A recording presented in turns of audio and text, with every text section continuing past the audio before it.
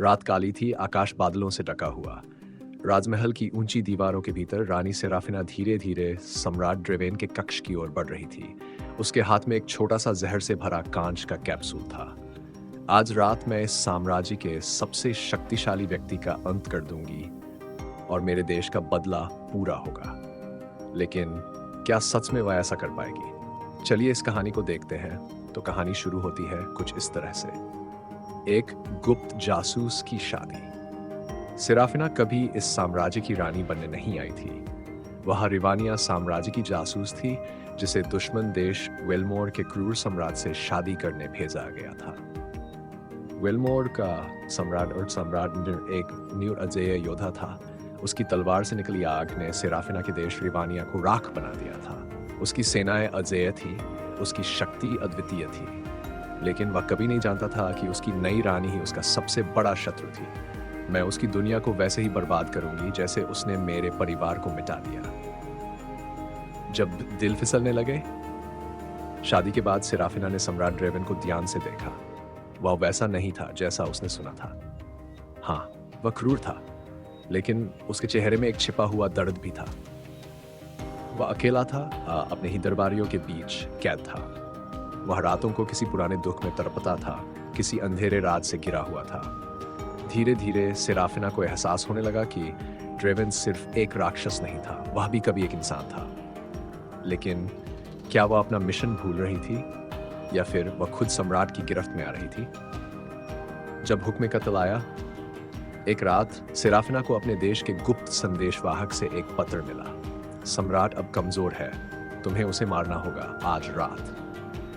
Serafina का दिल तेजी से धड़कने लगा।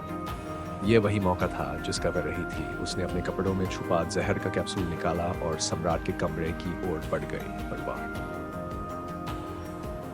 ड्रेवेन गहरी नींद में था। सेराफिना ने धीरे से जहर को शराब में मिलाया और प्याला उसके हाथों में थमा दिया। लेकिन जैसे ही उसने प्याला उठाया, छत से एक तलवार उसकी गर्दन पर आ टिकी। ड्रेवेन की आंखें खुल चुकी थी। तो ये थी तुम्हारी वफादारी मेरी रानी? उसकी आवाज में दर्द था, मगर आंखों में आग। सेराफिना हिल गई। तुम्हें कैसे पता चला? उसने कांपते हुए पूछा। ड्रेवेन ने हल्की मुस्कान दी।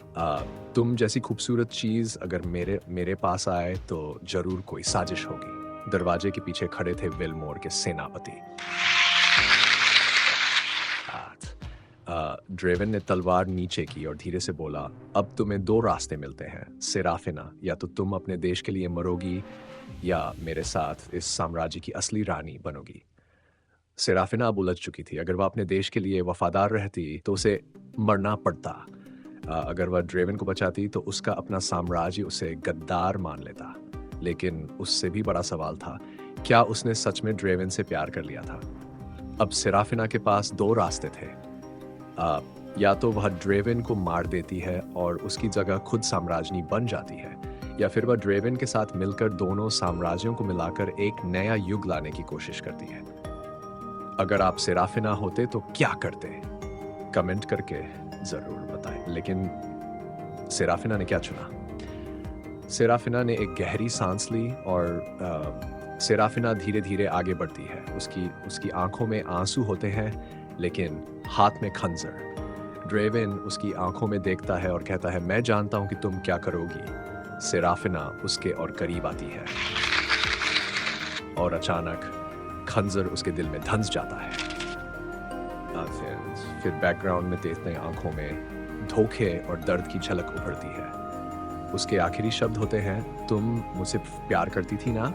सेराफिना उसके कान में धीरे से फुसफुसाती है, हाँ, और इसलिए तुम्हें मारना पड़ा। ड्रेवेन जमीन पर गिरता है। उसके शरीर से खून बह रहा है। राजमहल के दरवाजे खुलते हैं और अंदर सेराफिना के गुप्त साथी प्रवेश करते हैं। साम्राज्य अब हमारा है। वह मुस्कुराते हुए सिंहासन पर बैठती है, लेकिन उसकी आंखों में दर्द छुपा था। क्या आप इस कहानी का अगला भाग चाहते हैं? कमेंट करके जरूर बताएं। कहानी को अंत तक देखने के लिए धन्यवाद।